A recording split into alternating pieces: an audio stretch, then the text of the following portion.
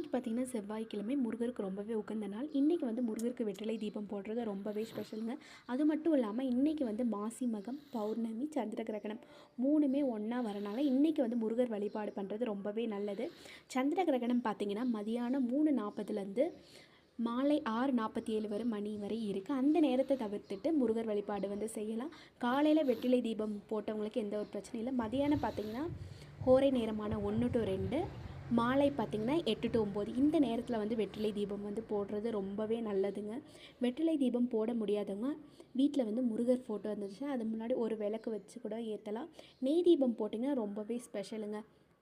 நெய் தீபம் போடுறதுனால என்னென்ன பலன்கள் பார்த்திங்கன்னா, நெய் எப்படி உருகி வந்து பிரகாசத்தை கொடுக்குதோ அதே போல் முருகர் வந்து நம்ம பிரச்சனையெல்லாம் வந்து குறைத்து தருவார்.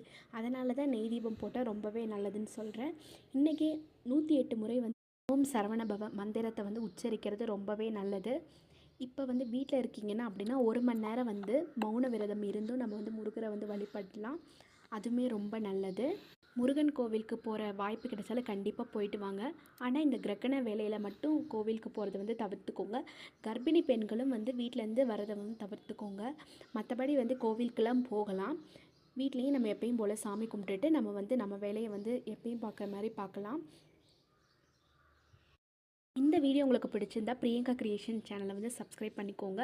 மறக்காமல் உங்கள் ஃப்ரெண்ட்ஸ்க்கும் வந்து இந்த வீடியோ வந்து ஷேர் பண்ணுங்கள். அவங்களுக்கு கண்டிப்பாக யூஸ்ஃபுல்லாக இருக்கும். எல்லாருக்கும் ஒரு டவுட் இருக்கும், மாசி மகம் பார்த்திங்கன்னா 2ஆம் தேதியா இல்லை 3ஆம் தேதியான்னு சொல்லிட்டு.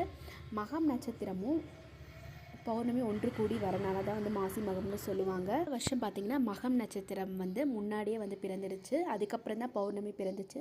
மகம் நட்சத்திரம் பார்த்திங்கன்னா நேற்று 2ஆம் தேதியே காலை 8:17 பிறந்து இன்றைக்கு காலையில் 8:07 வரை இருந்துச்சு. பௌர்ணமி பார்த்திங்கன்னா நேற்று மாலை 6:29